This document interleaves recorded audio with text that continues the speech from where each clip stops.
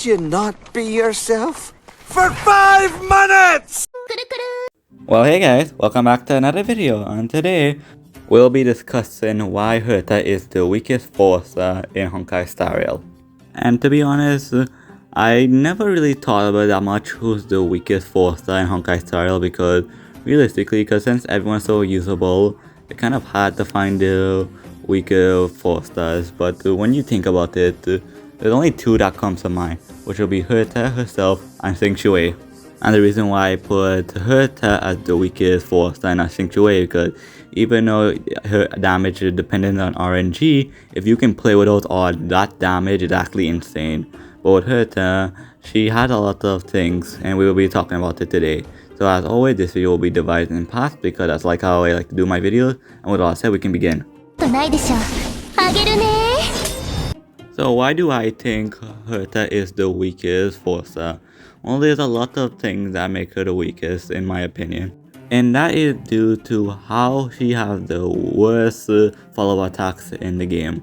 And what do I mean by that is because basically to trigger the follow-up attack, there have to be a certain criteria you have to meet. And to meet that criteria, you have to get the enemy to half HP, and that's it.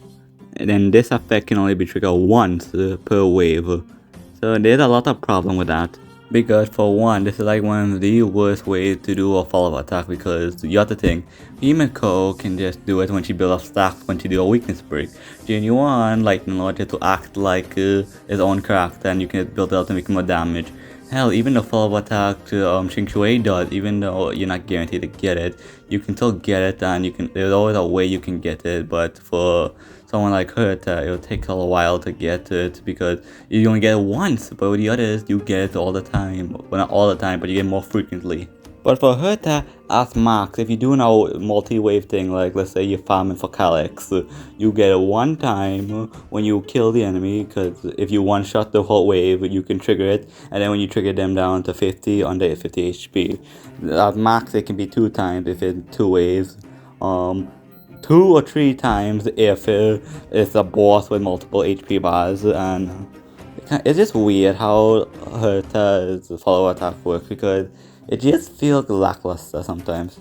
Because for some reason I feel like Herta should be able to do a follow-up attack every time the new cycle of a turn begins, because I feel like that would be a fair thing, because I know it kind of sounds broken, but realistically, I think she'll be more usable because it can separate her from the other erudition units, and also give her a niche of her own, because all the follow-up attacks have cool criteria, genuine. Like, you know, act like a new character. You make a robot, you can build it up by breaking shields. Around that ballpark, but I'll be honest, even though Herta's a free unit that you get islands for, I don't really think people will use her other than for me, because I'll be honest, Herta is really missing a lot of stuff, because I feel like her kit feels incomplete to me. And that's not really something I want to say, but realistically, Herta needs a lot of love. But also, she pretty much have all that love with all the memes she's been getting, which I love all for it. Do you know who I am? So my final thought on Herta is that she has a lot of problems. And even though you get free eidolons to her up to E3, that doesn't really fix her problem, that just upgrade her damage.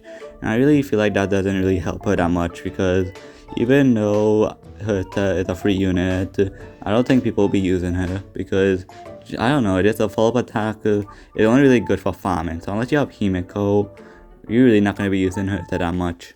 But as a character that's in the story, I freaking love Herta. She is so good. I love how egotistical she is, how much of a god complex she has, because I remember doing the Silver Wolf story quest, and that stuff slaps. It's so funny how much of an ego she has, because how much she loves herself. I adore that crap, because she's funny, and also I respect it. So it kind of sucks that her kit is all over the place, but at the end of the day, this is a Hoyoverse game, and basically this game never gonna be hard, so you can use whoever you want. If you like Herta and you want to use her, use it, and if you love Herta, you can just use her, because realistically you can use her to beat anything you want. her kit might be bad, but that wouldn't stop her because one guy doing not only element run, he used an ice unit and he just using 4 ice units against the Kokoya fight. And I will always advocate to using who you like because this game is meant to be fun and relaxing thing. If you're not having fun, you shouldn't be playing. So, all that said, I think that'll be enough for today's video. Thank you so much for watching this video. It really means a lot to me that you made it all the way through. Let me know that you made it all the way through and I'll heart your comment. And let me know what I said wrong and let me know what I said correct because I always like hearing you guys talk. Because at the end of the day, I'm not gonna kill ya. Probably not kill ya, but still comment because I love that stuff. But otherwise, thank you all for the support you've been giving me to my channel. I've been loving it and it gave me the urge to try even harder because I really do appreciate every single one of you liking my stuff. It does put a smile on my face. So I'm gonna keep trying my best to improve the audio, improve the editing, improve this thumbnail. So at the end of the day, be safe everybody, have a great day. And this was me talking about Herta and basically just use her if you like her. Even though she has a bad kit, it's an easy game. Do whatever the hell you want, I don't really care. So later!